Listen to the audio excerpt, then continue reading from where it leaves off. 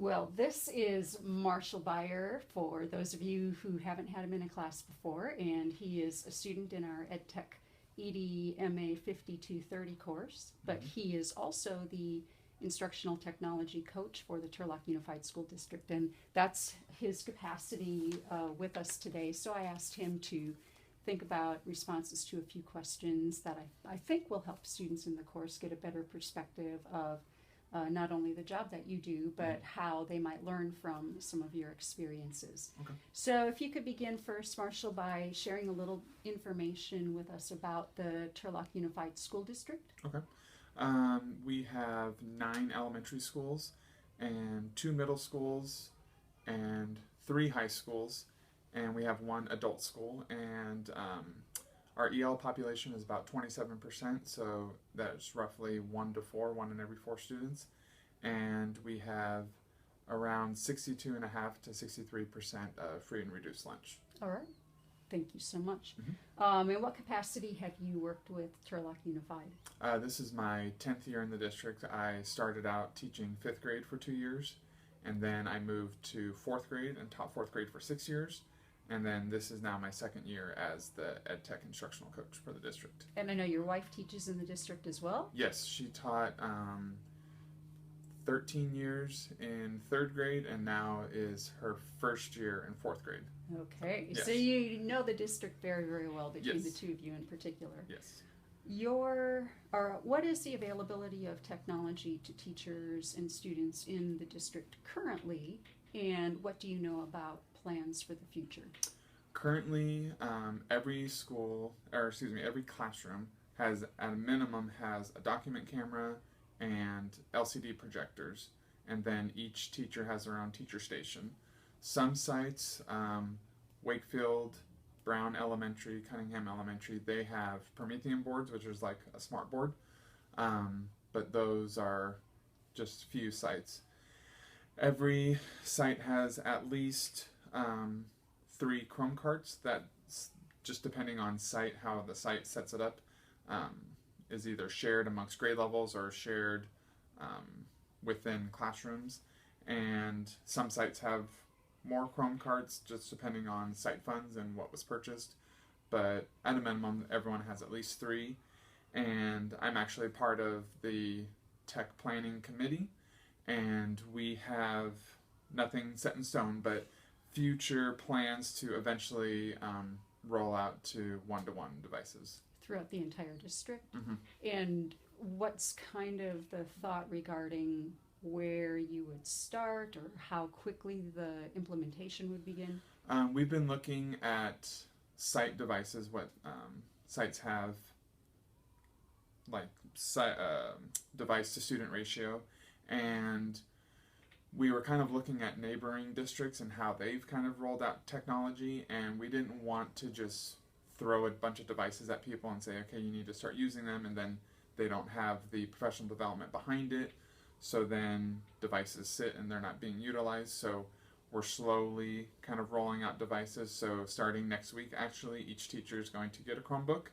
So then teachers will get PD and stuff on how to use Chromebooks, because we figure if the teacher's not aware of how to use it, then they need to know how to use it, so then they can instruct the students on how to use it. And so we have kind of like a soft rollout where each year it's going to slowly increase devices, and then eventually we'll get to a one-to-one. Got it. And just out of curiosity, are the plans for the students to be able to take the Chromebooks home with them, or are they going to be in school only?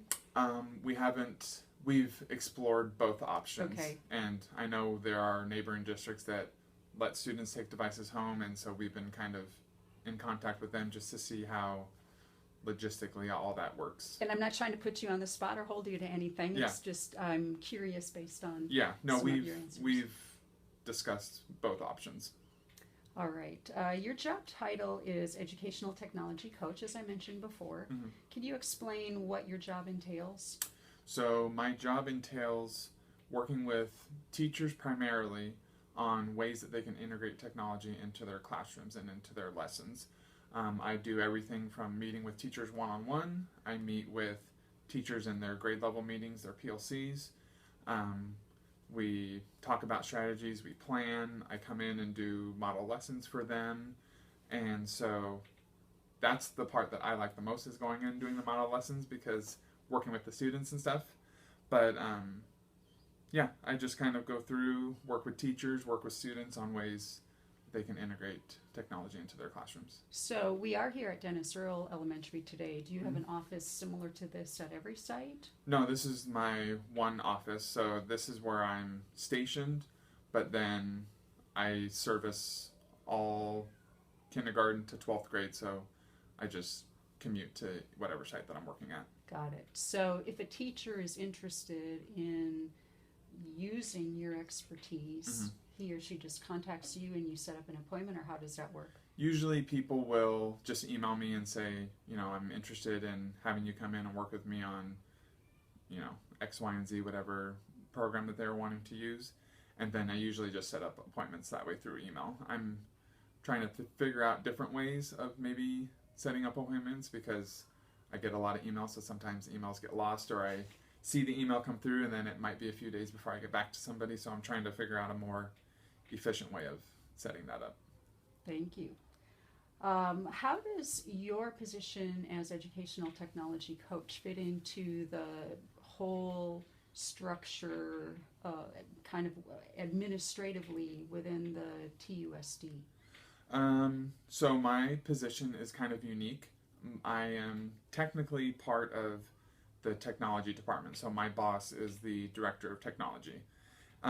But I do attend the other instructional coaches meetings, because I technically am an instructional coach also. So, and that their person that they report to is the director of curriculum and instruction. So I'm kind of under both hats in a sense, but ultimately my boss is the director of technology. So I work with, like I'm in contact with the district technicians. We have department meetings, so when we have those department meetings, I kind of get an insight of things that they're dealing with, and then they kind of get an insight of stuff that I'm dealing with as well. So if there is an issue that arises, let's say a teacher who currently is using a Chromebook experiences a lot of lag when students are loading websites, do they come to you first? Do they go to the tech support people first? How are those kinds of issues resolved? So that is a big kind of, I don't want to say confusion, but maybe a misunderstanding. So I still do get calls on, like, you know, my printer isn't printing, this isn't working, and so I have to remind them that I don't handle that kind of stuff. I'm the how would you use it in the classroom? So if a teacher is experiencing technical difficulties, then they would go through and put in a tech desk request to get in touch with the technician. All right. Yeah. Good. Well, I wanted to make sure that they weren't tapping into you for that, and that they were really using you.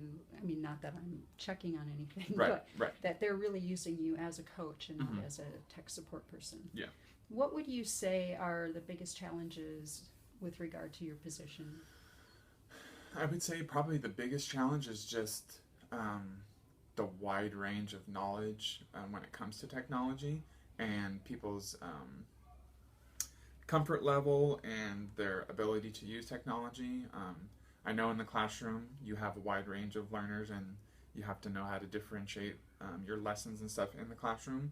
And I think with technology, the spectrum is huge. So I get everything from, I don't even know how to get on to, log into my account, to someone who's used it to fidelity. They use it every day and they just need a little push here and there. But in the morning I could be working with someone who, like I said, doesn't know their password to their account, to someone who's got Google Classroom set up. They're using their Chromebooks daily, and then it's just kind of making minor tweaks here and there.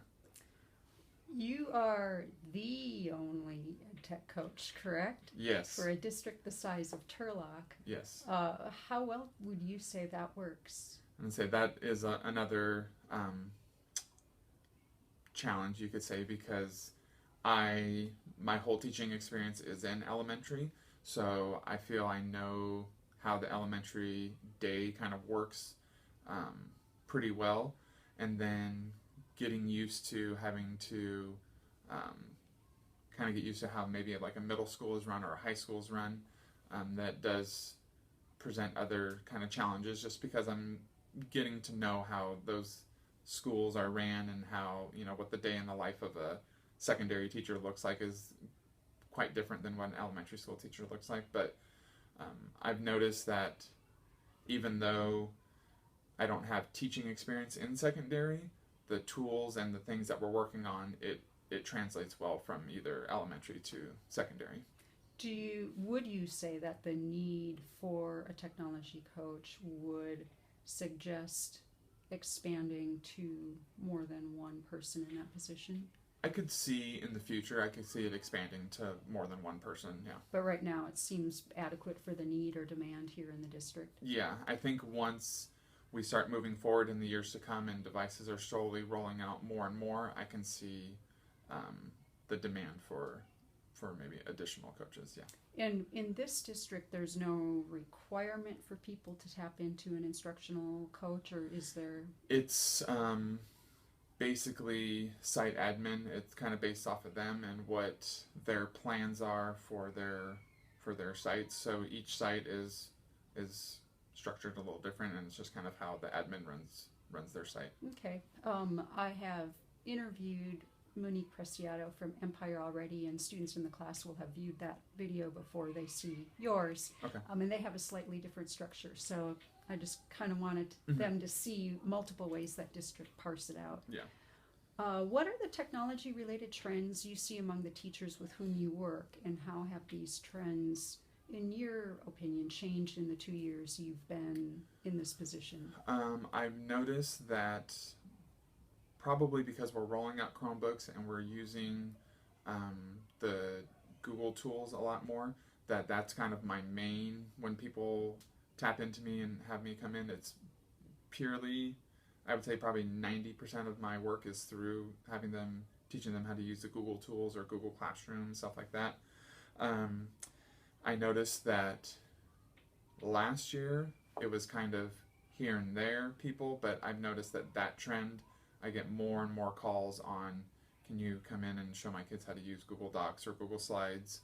Can you show me how to set up my Google Classroom using it that way? So I think that's the one, because we're using the G Suite tools more and we're using Chromebooks more, that's kind of the avenue that people are going.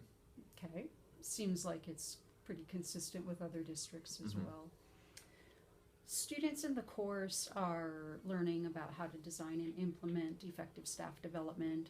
Based on your experience, what would you say are key ingredients to rolling out something that is successful for participants?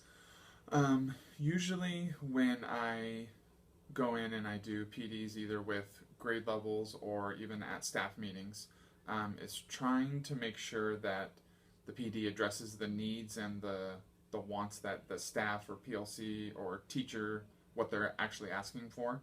I usually when I prepare for my PDs, I usually send out some type of kind of questionnaire just to kind of get a feel of levels. Usually I do that through like a Google Forms, just so I kind of know going in, I'm not going in blind. I kind of know, okay, even if it's the staff, I already know going in, working with the staff, I'm going to have a wide range of levels and stuff. So just so I kind of know, okay, when I go into this group, this is kind of what I'm working with, this is what they know.